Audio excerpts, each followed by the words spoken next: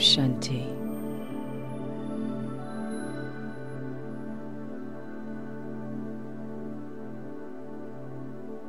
A reminder with those two words of who I am and how I am. A soul, a being of peace,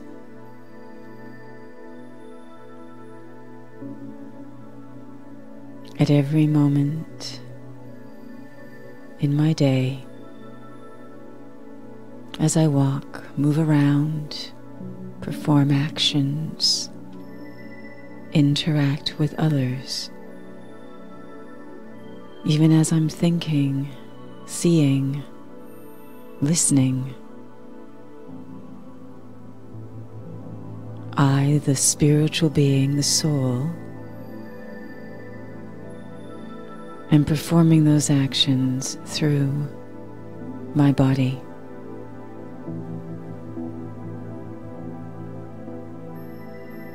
I am an energy, a conscious living energy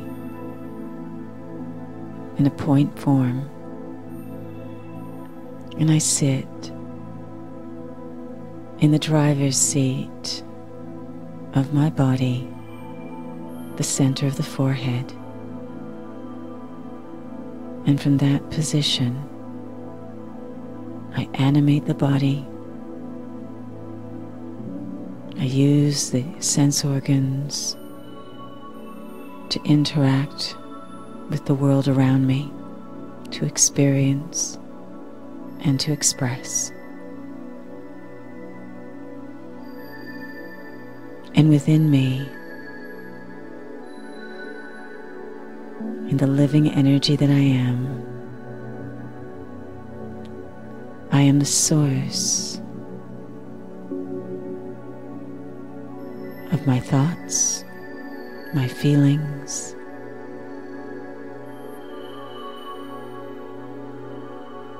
when I envision, when I remember,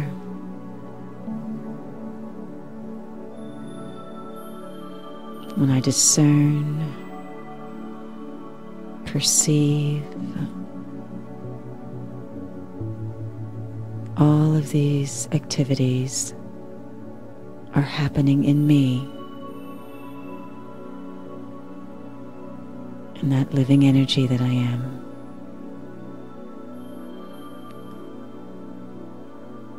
And the quality of all of those activities through the body or within the soul itself, the quality is completely dependent on whether I'm awake and aware, soul conscious,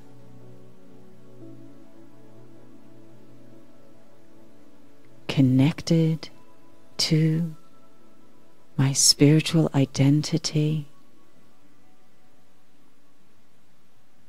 my spiritual reality, whether I am centered in this or not, so will be the quality of everything I do and how I experience everything happening around me. It will affect my attitude, my perception, everything.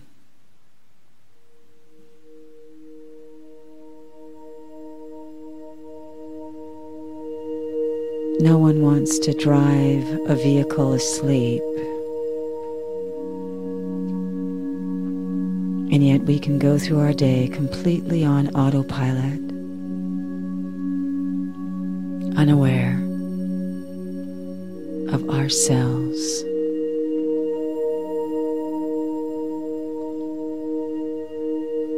It takes a lot of energy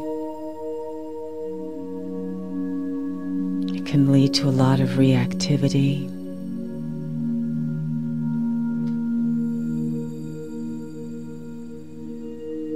I'm not centered, I'm not aligned, I'm not positioned in such a way, plugged in.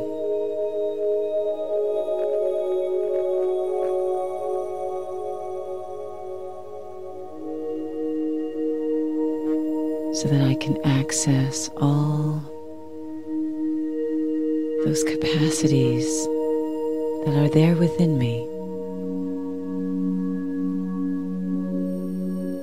to perform such benevolent actions, to express such goodness, to experience such meaning and significance in the most ordinary day-to-day activities.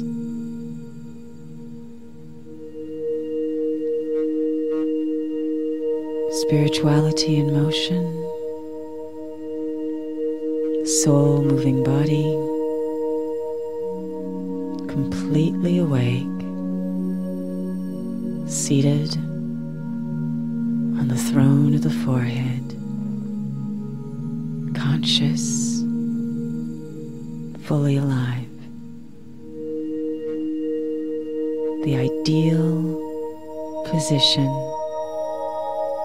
inner alignment,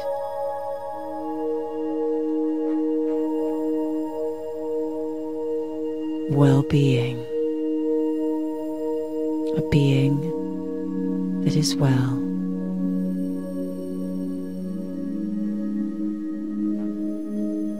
Will act well.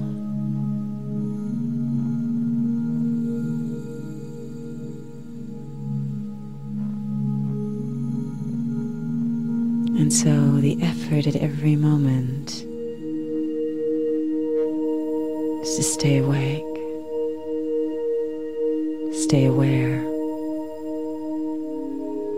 stay on my seat so that I can drive this vehicle through my life with that care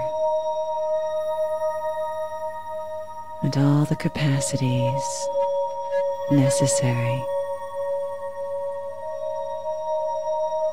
to create a quality life.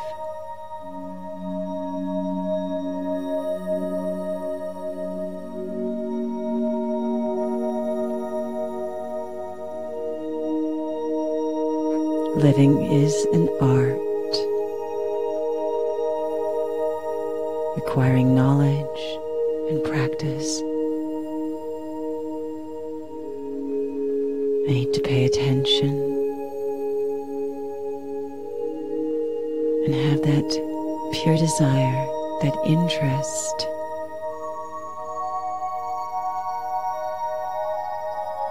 in acting well.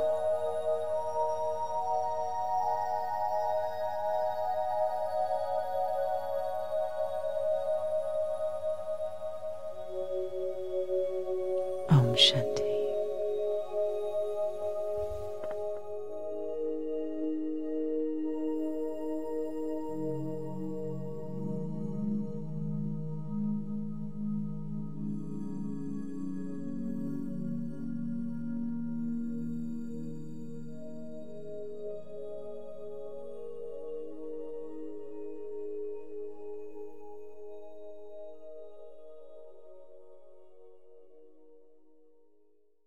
Om Shanti. Good evening. I wouldn't normally be up here, except we are using the transmission, and so an opportunity to have some souls joining us via the internet. So good evening to you as well. Welcome to the second session. This is actually a 3-part series, and it is called Spirituality in Motion, the Art of Self-Mastery. And so we're going to continue our journey of how we can approach that state of mastery through spirituality. And what we had looked at and what we had explored last week was practices, because of course we need knowledge. You know, if you're going to master an art, some information will be required, but also then there will have to be practice.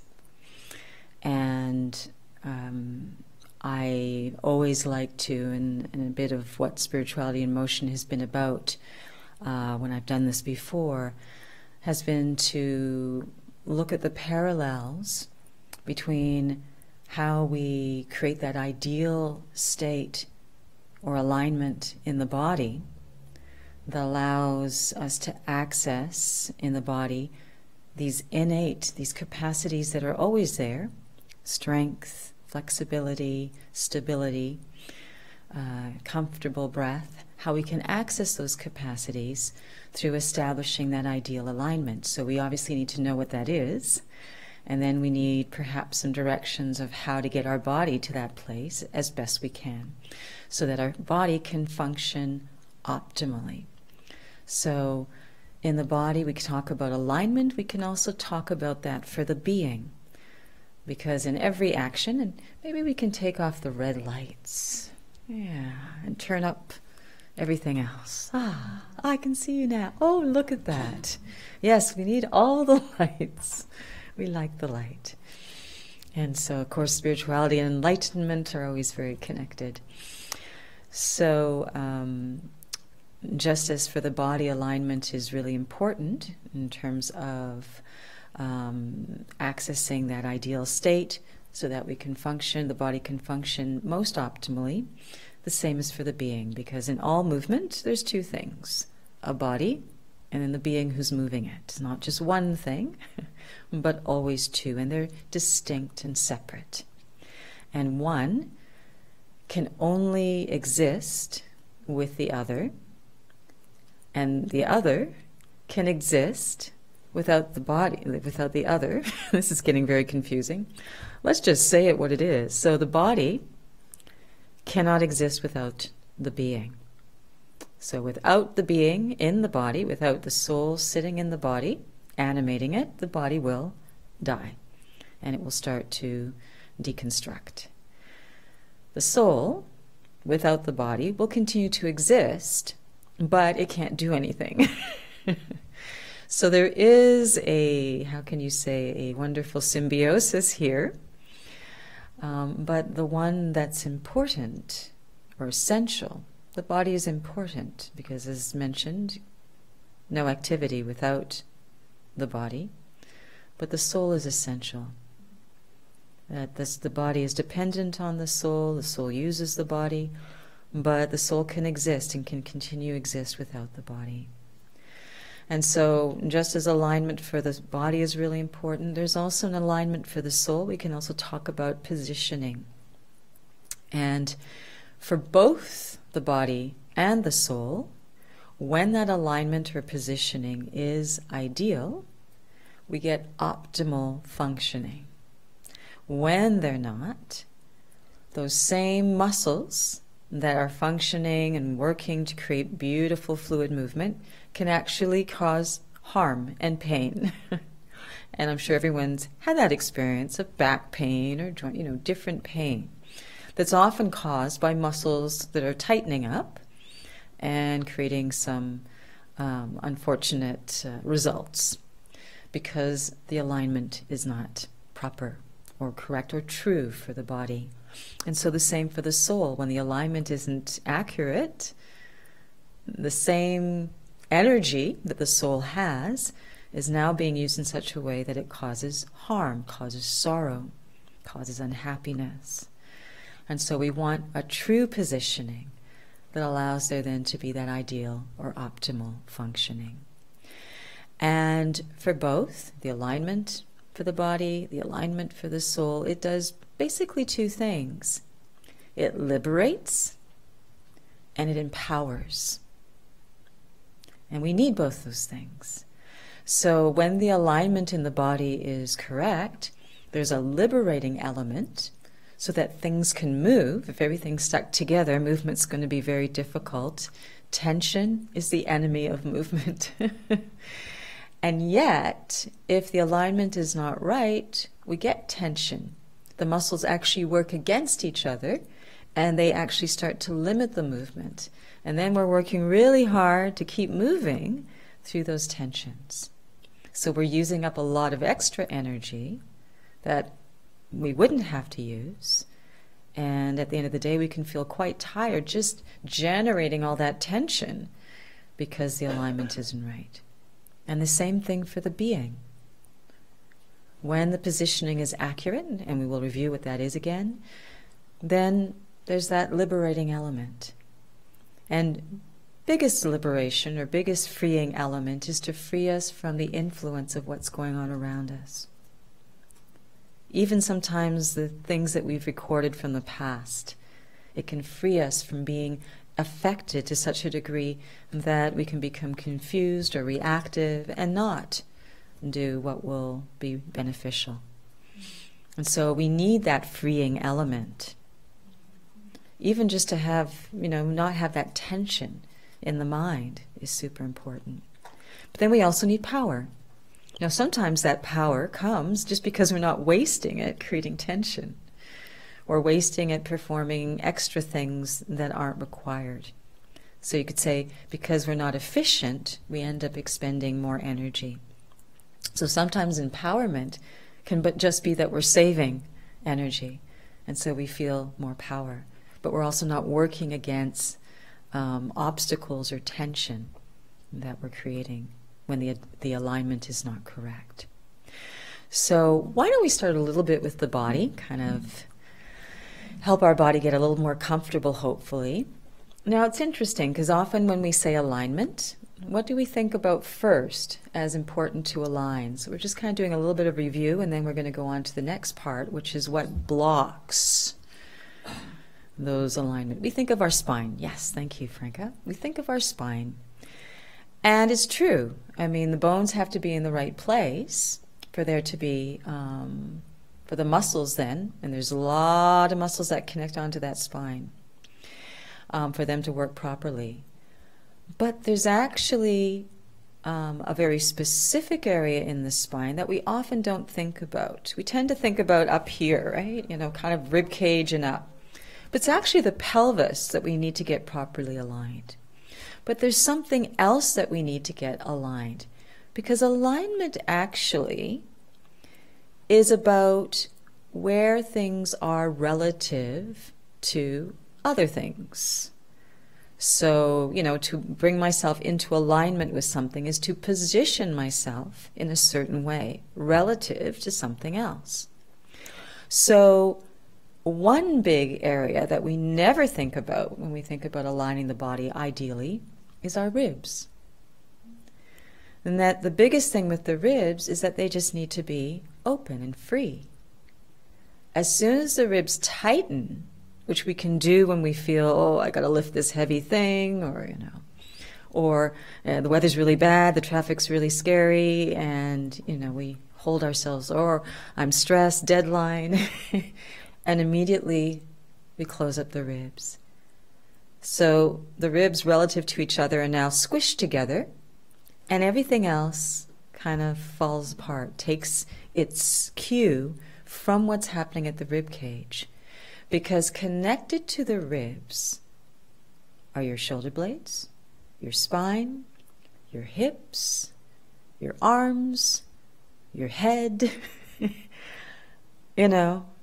so many things, so many parts of the body are connected to your ribs.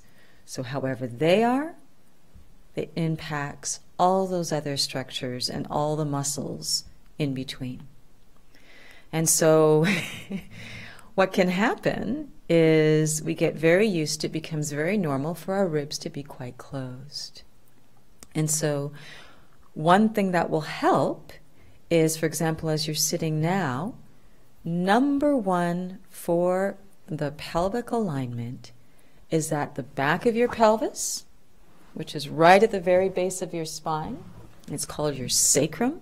It's that diamond-shaped bone at the back of your pelvis. It's a flat bone. It's actually part of the spine. It's made up of fused vertebrae, a little bit of anatomy. Usually that is sinking and pressing into your chair. Would that be correct? Yeah. So right now your body is far from ideal alignment because the pelvis being like that, it kind of cues to the rest of the spine and ribs to sink and to compress. So what I'd like you to do right now is keeping your ribs against the chair, and your ribs will probably start to rock back this way. I'd like you to start to very gently try and create a bit of space between the pelvis and the chair. A little bit of space. You're going to have to probably tip your pelvis forward to do that. So you're going to feel more weight move from the tailbone towards the backs of your thighs. Would that be correct? And your rib cage will roll up the chair, and I'd like you to roll it until you're actually against your shoulder blades. How are we doing? Yeah? Now, as soon as you do that, do you feel your ribs kind of open up a little bit? Can you breathe a bit easier now? Because your diaphragm's right at the bottom of the ribs, and it was all crammed together. So let's just release the pelvis again and go back to where we were. Now,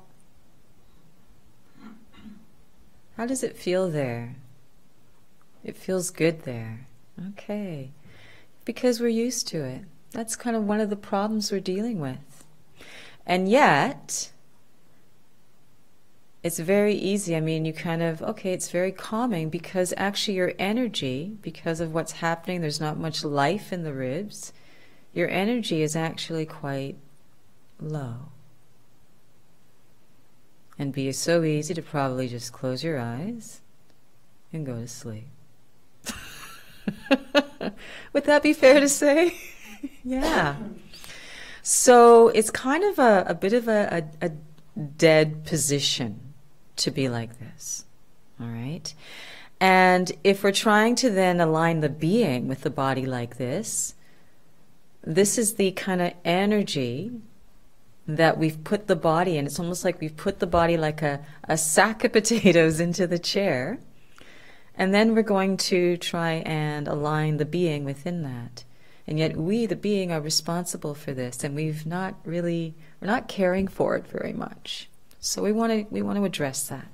So again, I'd like you to start to very slowly take your time and very gently start to get that little bit of space between the back of your pelvis, letting your rib cage rock gently up the chair until your ribs start to move as you breathe, and especially into the sides of your ribs.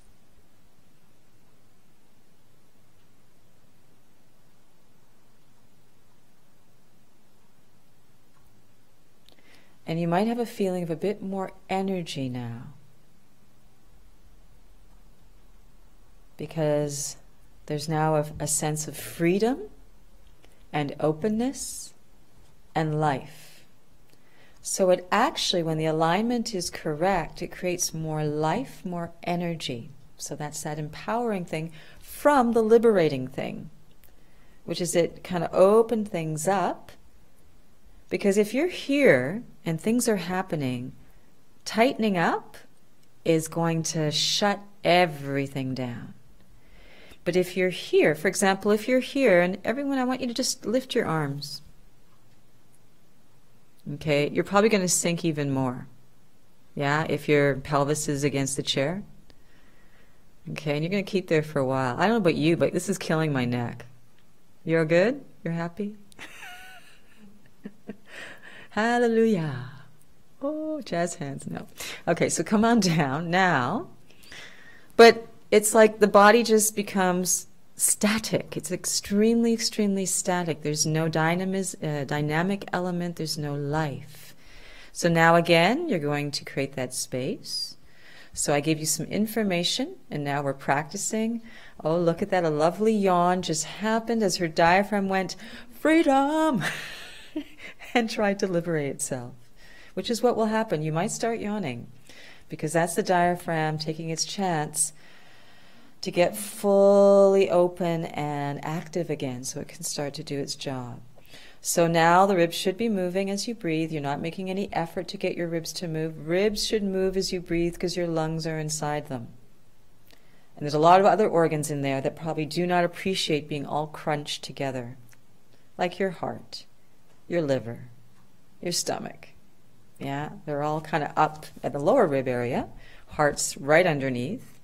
It doesn't want to be all crunched either. So, to create that very vibrant, living space is to create a nice environment for your vital organs, which is not a bad idea. Okay, so because environment is important, yes? So let's take the arms up again. Now that you're here, did it feel like things opened even more? Yeah. So not only that, but when you actually do activities, it enhances that open feeling when the alignment is proper, as opposed to crushing it and closing it. And yeah, so we're not going to go back. We're never going back there again. We're going to make this your new normal. Sound good? So it's a bit of exercise, but the more that the ribs start to expand and open and release, this openness of the rib cage will actually support keeping that pelvis from sinking into the chair. This is great to do, by the way, when you're driving, because now as I move my arms and legs, it'll actually fire up the muscles of the core around the pelvis to help keep it in that position. What you can do, certainly, is put a pillow there to fill in that space. But you still need to create a little activity there of not, because you could sink your pelvis into the pillow too, and it's kind of still putting it in the dead position. So you still want to keep it active, but having a pillow there where the pillow's touching gently your back will make it feel less like it takes less energy. But for now, we're going to just exercise this alignment a little bit. How are you feeling? Are you doing okay? Okay. So your body is going to really appreciate this. So it's a new thing or it's a different thing, but it's helpful. Now for the being, there's also an ideal alignment. And we're going to look at what that is, and then we're going to today look at what gets in the way of that ideal alignment, or where do we go? Because we know where we go when we're not in the ideal alignment for the body.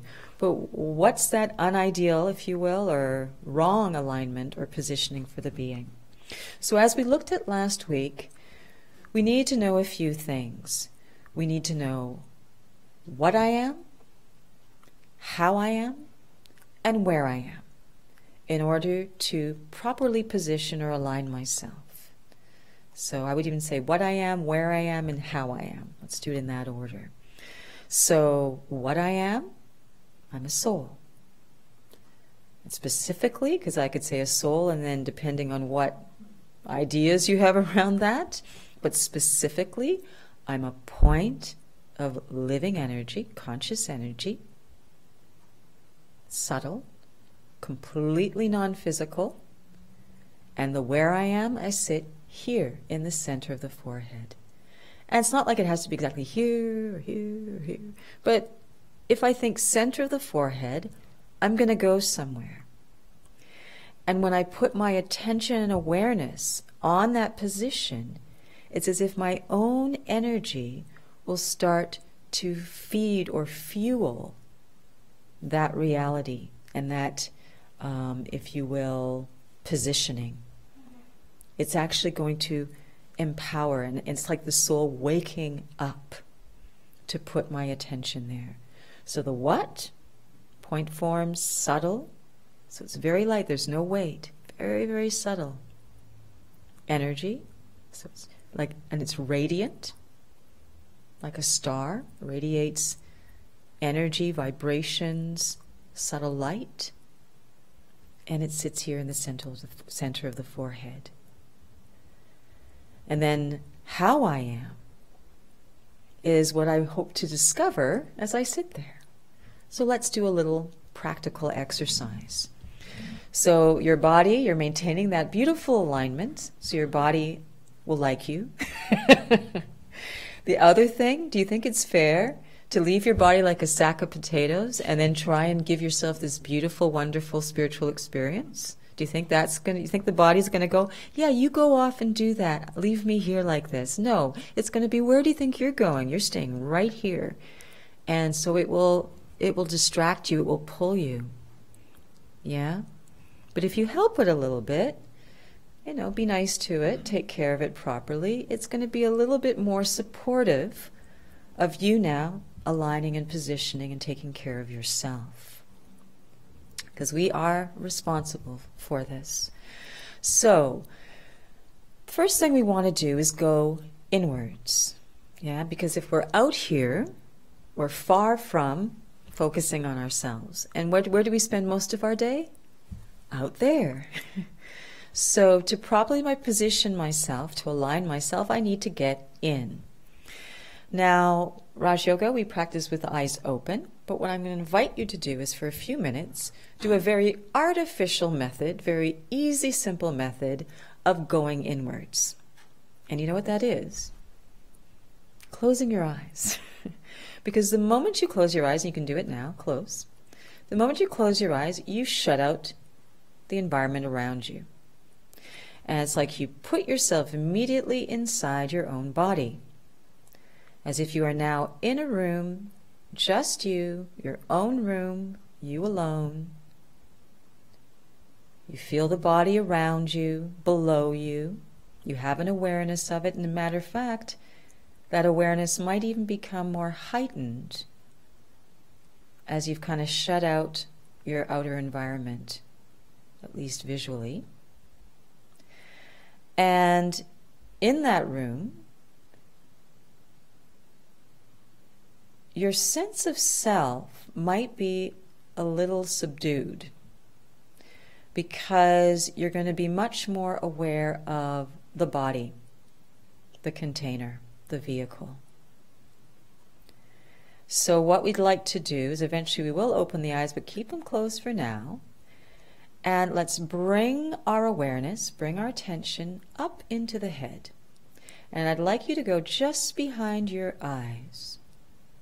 So you're now just behind your eyes as if you're getting yourself ready to sit in the seat of the body, the driver's seat, where you become the one who is the master.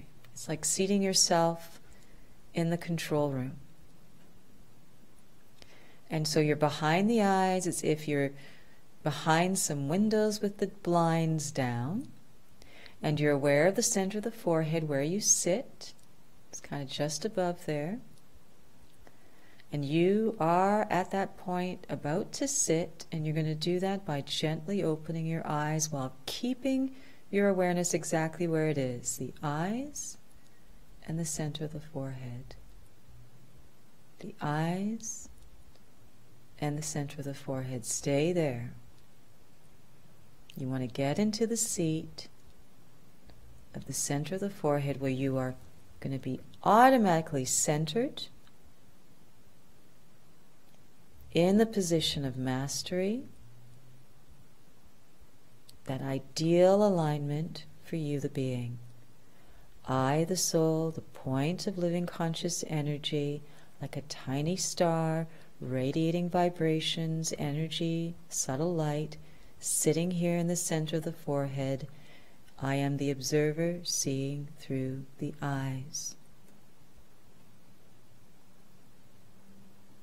And from that position, I can still have the center of a sense of the body below me, but it's as if my relationship with it now is quite different from when my eyes were closed. Because I'm now in a position of power. I'm in a position where I can start to even experience, as I continue to hold my attention here, and in doing that, concentrate my consciousness, become concentrated in the point that I am. When I become concentrated there, there is power automatically. And that power is the power being generated by this pure alignment, this true alignment, And it has a quality that perhaps is different from how you normally experience yourself to be and to be in the body. And that quality of energy is now animating the breath that you're going to feel in your ribs.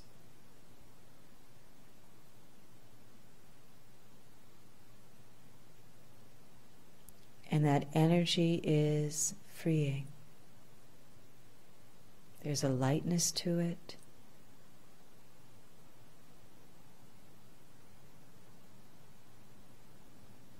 There's a sweetness. It's a very loving, benevolent energy.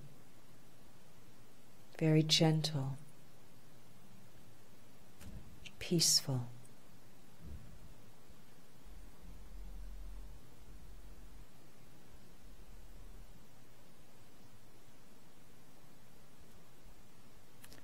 And the more I stay concentrated, it's as if my own attention on I, the soul, as if I'm just feeding this aligning, a positioning. It's bringing me fully to life, as if it's turning up the light of the soul. And that light is shining out through my eyes, and filling the space of my mind, of my awareness. An experience of light and lightness and a sweetness, gentleness, a deep calm. Really the feeling of royal being seated on the throne as the master.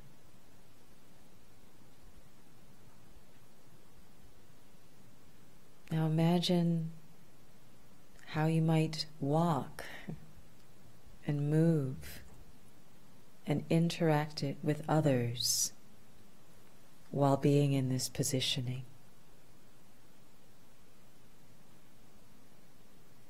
This state where you are truly, deeply well.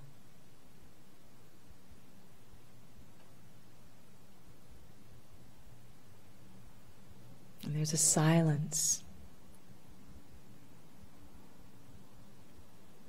There isn't all that noise. A simplicity. Clarity. Bless you. So this is the ideal alignment for you, the being. You've got your body in its ideal alignment. Does it feel a little easier to sustain that when you are in your ideal alignment? It's interesting. It really supports. They work together. Shall we try a little experiment? Okay, so let's just for a moment sink that back of your pelvis into the chair. Yeah, so we've gone back to collapse. Does this still feel as good as it did before? Yeah, it does. I don't know what we're going to do with you, Rita. I don't know. It's okay. It's all right. It's a different kind of, I guess if we like to just sort of do nothing and just sit there and be kind of lumpy, then it feels good. But if we do anything from this, and I guess it's the thing, is if we're just sitting here, it's fine. But then let's say we have to get up. Our back might not be ready for anything, and it might be quite sore, actually, when we go to get up. So it's about functionality when I do nothing. But if I was driving like this, I would start to not be very happy after a little while, especially if it's a long trip. My back would start talking to me, my neck, other things. And if the weather conditions are not great, the amount of tension I would start to generate here, it would just not be a happy thing. So it's partly I need to live, I need to do things, And this posture wouldn't necessarily be good for that. But if I'm just sort of sitting there not doing much, then, you know, I can end up here too very easily. But what I'd like you to do is from this position, again, you can do it with closing your eyes and then opening them, or you can do it with eyes open. Bring your awareness to the eyes, center of the forehead, and start to concentrate the self there by simply sustaining your focus there with the awareness, I, the soul, the point of living energy, sit here shining in the center of the forehead like a tiny star. But I'm so subtle, and so I need to do that with that same gentleness. I'm sorry, I'm only laughing because Franca, your face did exactly what happens. And I feel it happen to me too when I do it. So usually what happens, if my body's like this, I'll do it, I'll mirror. This is what was happening. Everything, it's like your whole face becomes as squished as your body is. So it was like...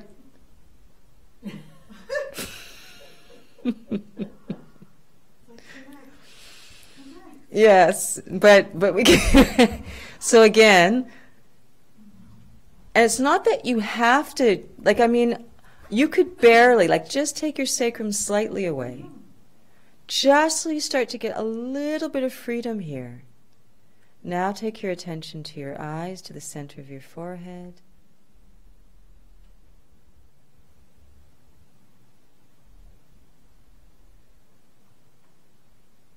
Any better? Yeah. So you could say that the actions we were performing in the body in terms of just caring for it had an impact on being able to then care for myself. Just yawn, it's okay. I don't mind. It's better than seeing this. As you try not to yawn. Yawn away. As a Pilates instructor, I love it when people yawn because it means their diaphragm is becoming free and happy. And I think that's a good thing. So, let's talk a little bit about then what can block this wonderful positioning from happening. Because you know what? We know we should be here. We know how great it makes us feel. I mean, it's like I would just... wow, if I do everything from this position, it's going to be amazing, you know? Just the way I feel and the quality of my energy is such that, you know, then if the quality of my energy is this, then the quality of my thoughts, my words, my actions, my interactions will be colored by that and will be created from that, with that. But we don't stay there. We go elsewhere. And we've been going elsewhere for so long that it's now the default. This is not the default, even as much as we may like it. And it's important that we like it a lot. And we actually think about how much we like it. We give it such an importance and a value and a significance that we start to program in a kind of, I need to be there. I really need to be there. So that to the point where you'll have a free moment and you're like, oh, I want to feel that now. Rather than your whole day can go by, it's like, wow, where was I? So, you know, as I mentioned, that positioning is so connected to what I am or who I am, where I am, and how I am, my nature, which is what we started to discover by simply positioning ourselves here. And it's the same thing with the body. You know, I'll get the alignment, and then I'll get individuals to start to move a little bit, and they'll start to discover, oh my gosh, that's what it feels like when my arm moves with everything properly. And they'll start to really get an appreciation for how much power and capacity their body actually has. Not weeks later, right then, just by changing the alignment. You know, and they can say, they come in, I have no abdominals, get the alignment, and suddenly, oh my goodness, that was so easy. Am I doing it? How can I be doing it? It's so easy. efficiency.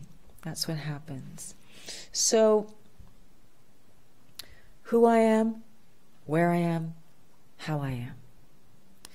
Now, when that is soul, here, point, qualities, ideal. But who I am has been quite different for some time. Who I am could be the body I see when I look in the mirror, the name of that body, what that body and I through the body do for a living, who I am connected to through the fact that I happen to be in this body. You've probably heard, I've talked about before, but the 4 P's of identity. Package, this, people, the relationships I have that define me. So what defines me? Package. I look in the mirror and go, oh, I'm this, I'm that, the other. People, I'm this relative to. Possessions, I'm the one that has such and such and such.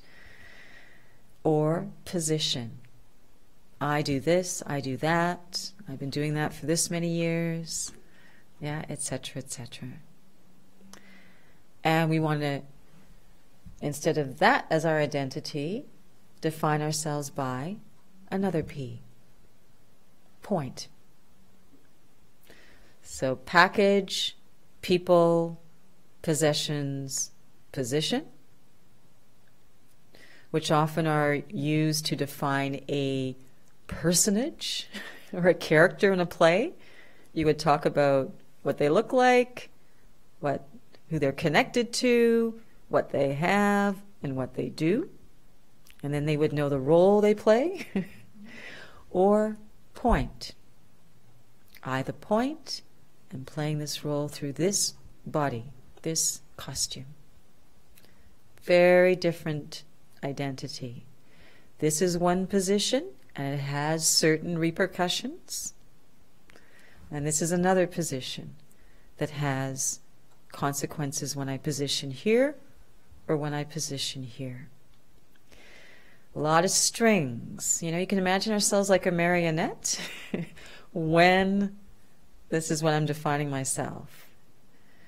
And sometimes pulling strings, being pulled in all directions by these different things in terms of my emotions, my thoughts, my perception, my understanding. Big thing is, where do I get my sense of value from? Does my sense of value come from things that are constantly in flux? I haven't had the same body my whole life. Anything can happen to it. I was a dancer for many years. It was great. I got a lot of sense of fulfillment and happiness and sense of value and purpose from being that. And I got injured. And that was a big problem. Now, it doesn't mean I don't dance. It doesn't mean that I can't have joy dancing. But wouldn't it be better to be happy and then dance, rather than need to dance to be happy? And if my happiness is coming through any of those things, sense of purpose and value, and it's fine if they give me a sense of, okay, this is what I do in my day, and this is great, and I enjoy it, fine. But when I'm dependent on it completely and invested fully in it, and anything happens to those things, and quite frankly, it will. So then happiness becomes delayed sorrow. Or point. Completely fulfilled through something that is eternal, imperishable, indestructible, and is completely dependent on me connecting to it to tap into all of the capacity and the qualities and the richness and the wealth and the power in that point. No one can take that away. It's me. It's truly me. And then to be in that fulfilled state and then interact with all those things. Because these aren't bad. Yeah, they're part of playing my role. But I want to be deriving my sense of value and power and purpose and joy through this positioning and defining to play that. Otherwise, I am not the master. I am the marionette. And these are, sometimes they're pulling my strings and sometimes they're yanking my chain. Because sometimes it's a string and sometimes it's a chain. Actually, it's probably always a chain. But it can be very subtle. And it can feel like I'm the one in control. And I certainly felt it as a dancer. It was very powerful. It was very empowering. Until I got injured. And then I was stuck. And it was only once I began to pursue now I shifted to perhaps another way of defining myself. That wasn't dancing. So I was still kind of in the same boat. But it was interesting, as soon as I went away from the thing that suddenly was no longer giving me that fulfillment, I was okay. But then that's what we can do. We have to keep moving, right? We have to try and keep enough things there that at any given moment. So it's a lot of work. But I still interact with all these things. Life is about being in a body. Life is about interacting and having relationships. Life is about using stuff, hopefully using it well. And life is about, doing something, work, something in my day that will determine maybe I have a title.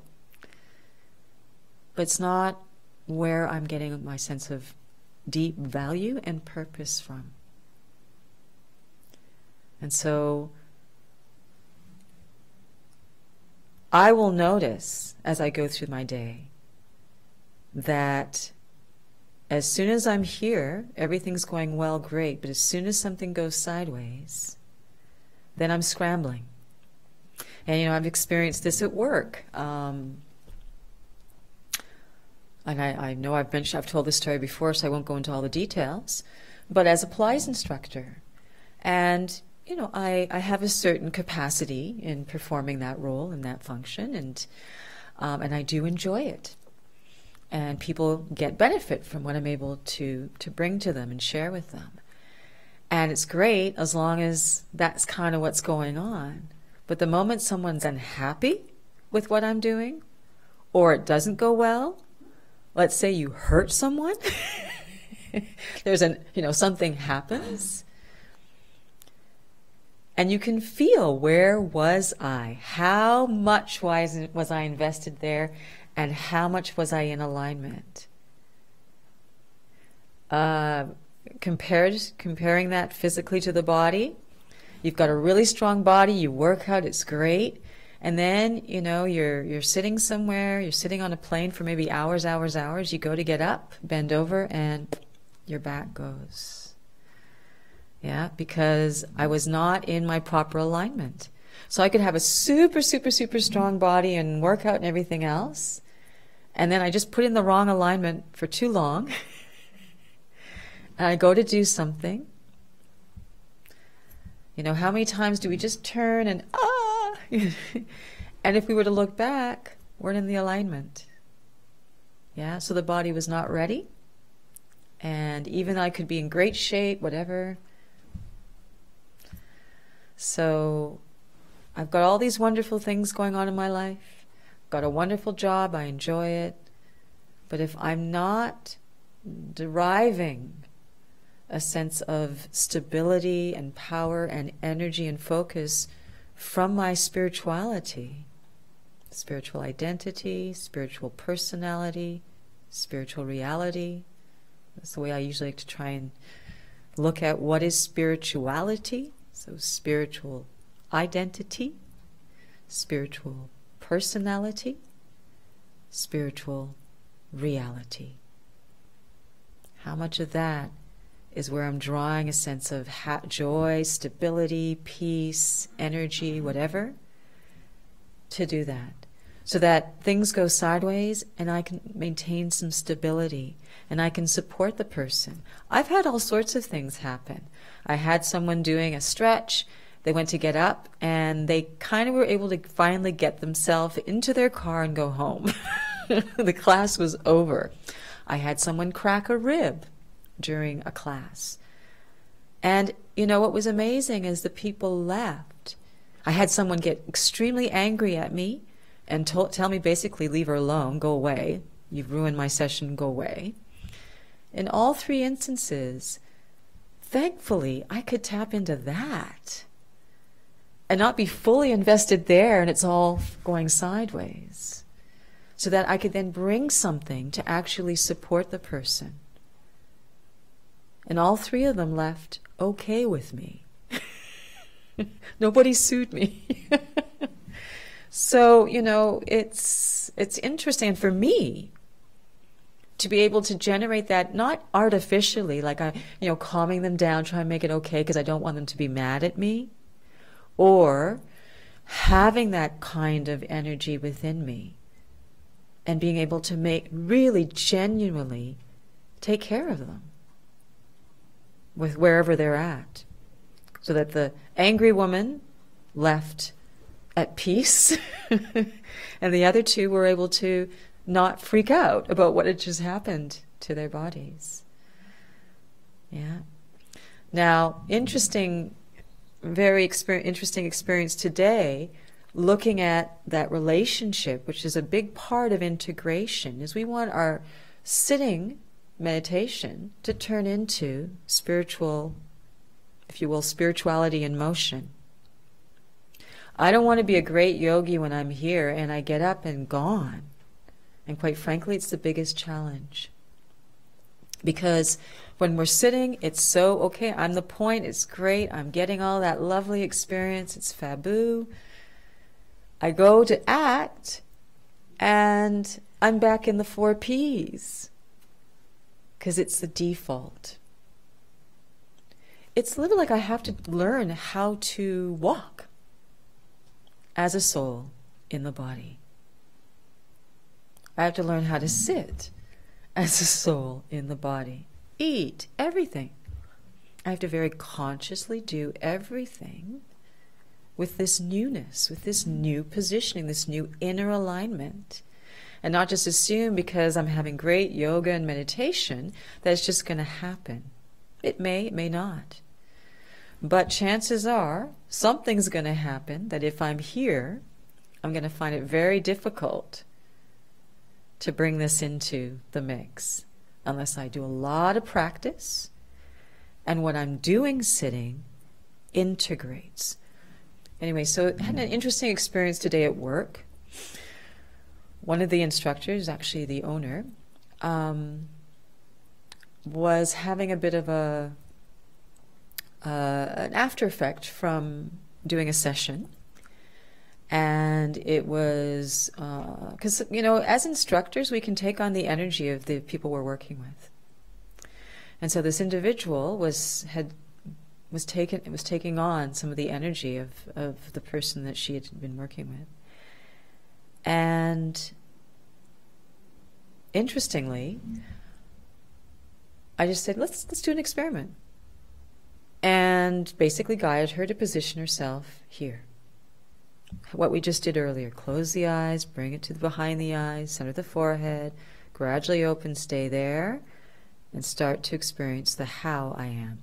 So what I am, where I am, and then start to experience the how.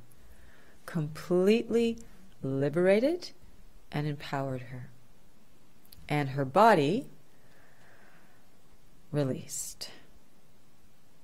Yeah, so just as you felt it was easier to position yourself when your body was there, also positioning can help us.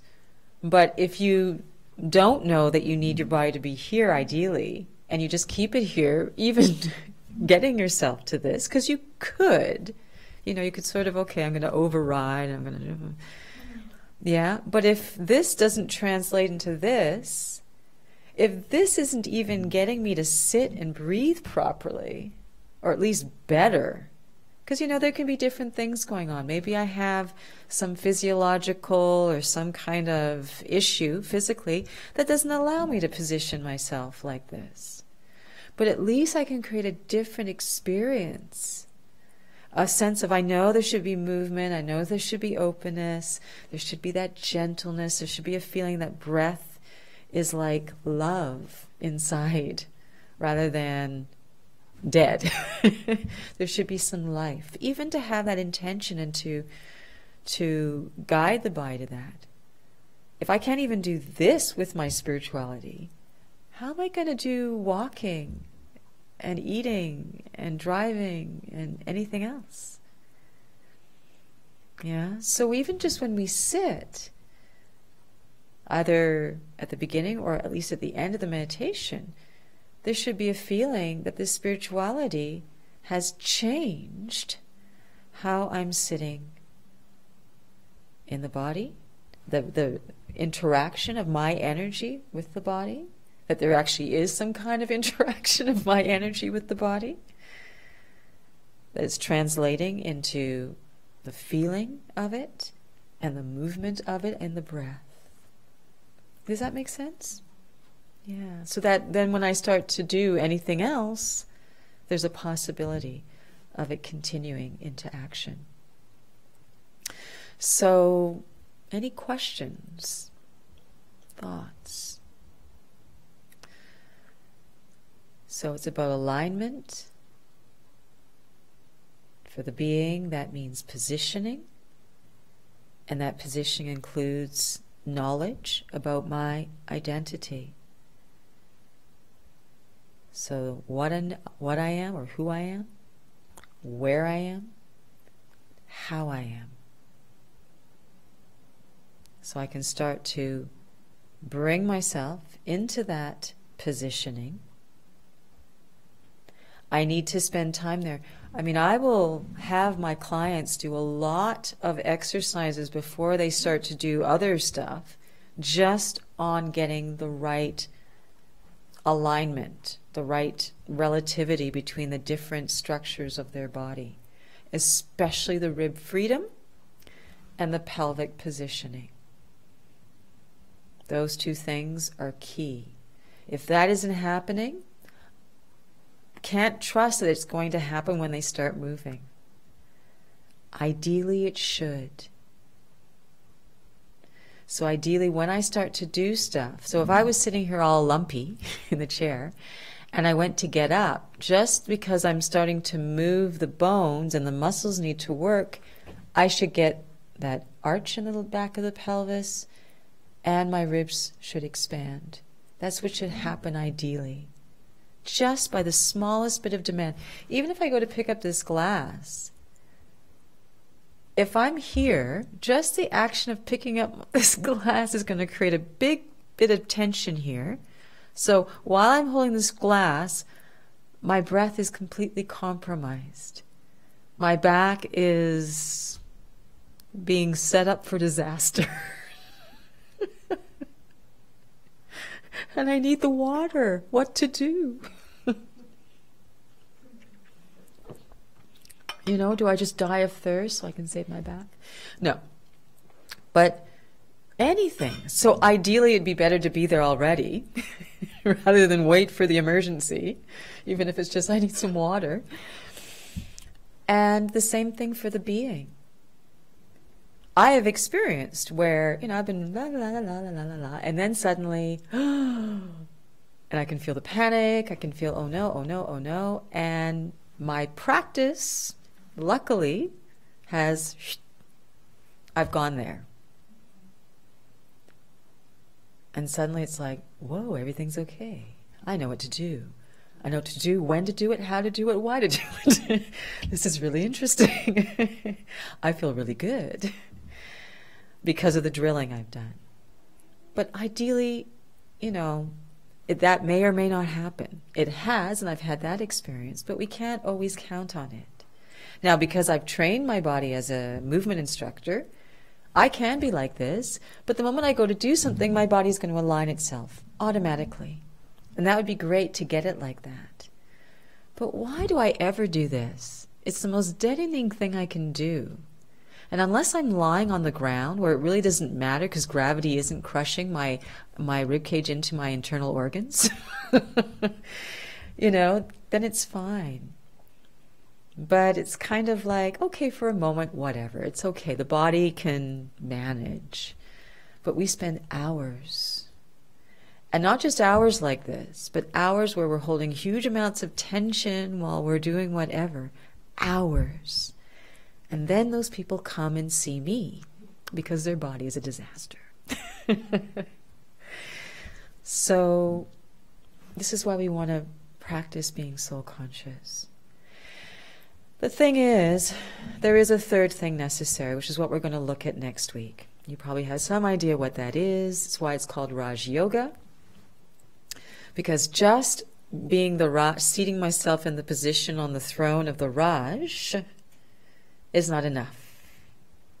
I need the yoga. I need the connection to that pure consciousness. Because in identifying and improperly aligning myself with those 4 P's, I can see them over here, instead of the point. It's complicated, very messy, changing, a lot of work, energy. Simple, energizing. Efficient point. Because of that, it's done things to me. In the same way that if I use my body improperly and I'm performing actions and it's improperly aligned, I'm going to get maybe adhesions, so things getting stuck together. I'm going to get perhaps even scarring from injuries. And the scarring and adhesion mean that when I try to align, I can't. I'm stuck. So then I go and I see a therapist. And that therapist starts to help me to get the body free so that I can then get into a more optimal alignment. I might need some assistance to address the fact that in performing actions with wrong alignment, I've created some very ingrained or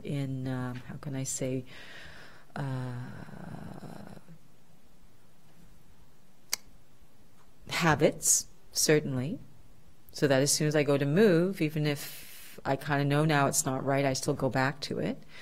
But also, I've actually created some very strong resistances to getting into the right alignment. So the same thing can happen to the being. Through having performed actions with the wrong positioning or the wrong identifying of myself, I've had some accidents.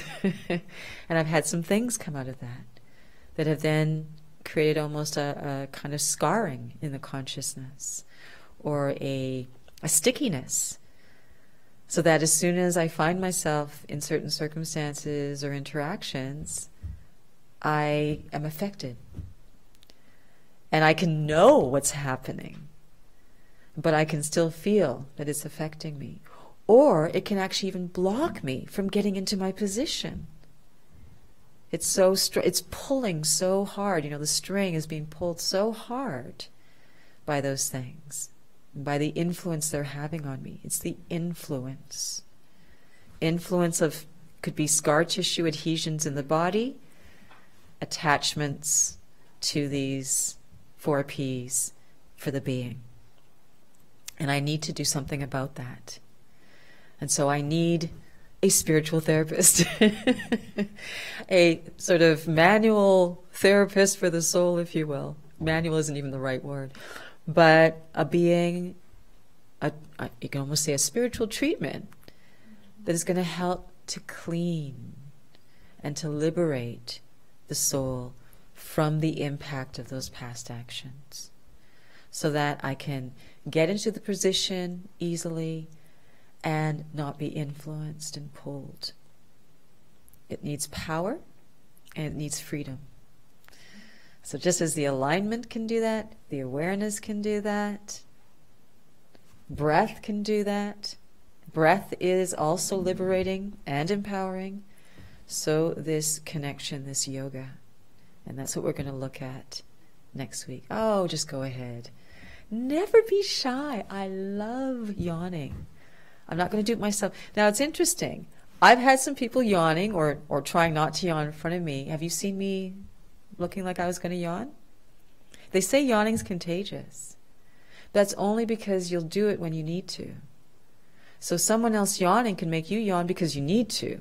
But if you don't actually need to, trust me, I have clients that are just yawning to beat the band, and I'm not joining them unless I need to. Which sometimes happens. Like if I'm really tired, I'm not sustaining, and so things are getting a little bit crumpled up in here and then yawn. But if I don't need to, I will not. So we want to finish the physical yawning, but yawn as you need to now. And of course, spiritual yawning is to be on that position to awaken to the beauty of it and to absorb yourself in it. So completely absorb yourself, because when you yawn, it's all engrossing, isn't it? If you let it rip, right? So do you, it feels really good. So when you're positioning here and you kind of go, okay, oh, wait, no, not too much. That's enough. Not too much. I don't want any of that beauty. No, not so much. So you're going to start to yawn. Oh, I don't want a lot because I don't want to feel really good. I'm not going to liberate my body completely. No, yawn completely and absorb yourself in the awareness of being a soul, in that identity, in the how I am. When I'm here and I'm aware. So that you start to free up that innate power and those innate capacities. And then we're going to talk about what can help to remove me from fully using that at every moment. Next week, so you'll have to come back. So let's just finish with some yawning. No, let's finish with some spiritual yawning. Seating ourselves on a throne and absorbing ourselves in the grace of our own being. Yeah, there can be graceful movement and there can be grace in the being. So again, if you want to close your eyes for a moment, bring your awareness to just behind the eyes in the head, aware of the center of the forehead, knowing I, the soul, sit there and I'm about to place myself on the seat by gently opening my eyes, keeping my attention in my field of vision and the center of the forehead. I, the soul, sit there and I am seeing through the eyes. I am the observer, seated on my throne of the forehead. And in that position,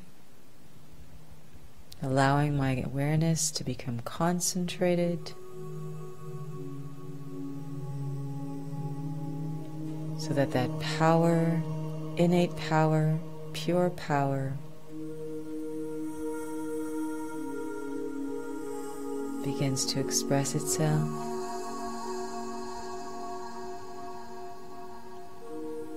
So if I'm turning up the light,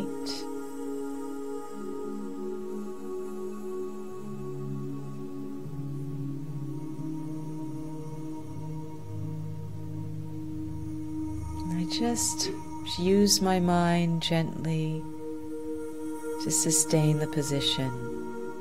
I'm here, the center of the forehead. Tiny point, subtle being. Radiating light, energy, like a tiny star. Becoming concentrated. And in that concentration, generating such a pure energy, pure power that is liberating,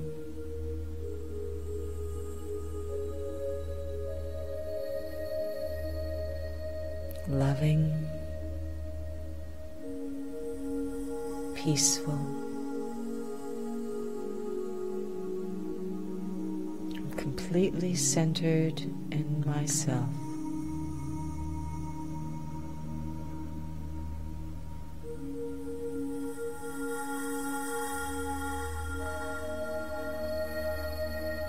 Very royal feeling.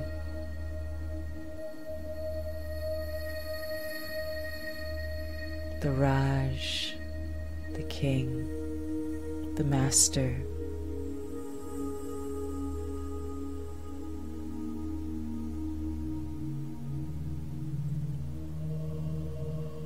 And I'm the one animating my body with this beautiful quality of energy.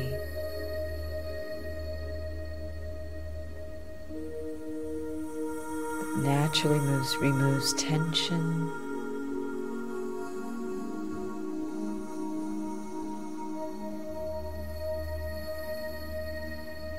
energizes,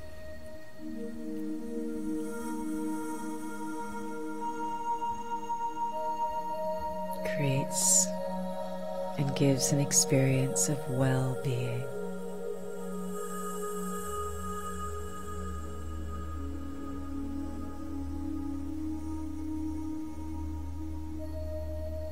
Easy flow of air, breath and movement in the ribs.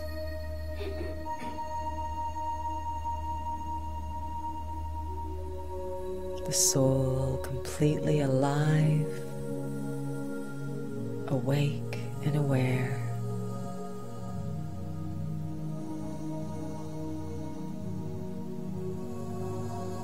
And Om Shanti.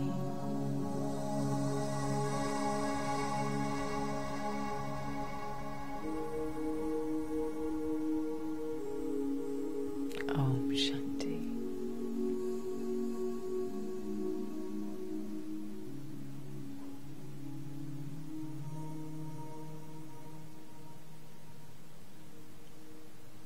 So I invite you to enjoy a week of self-mastery and experiment. Experiment with your physical alignment, with your spiritual alignment, and enjoy.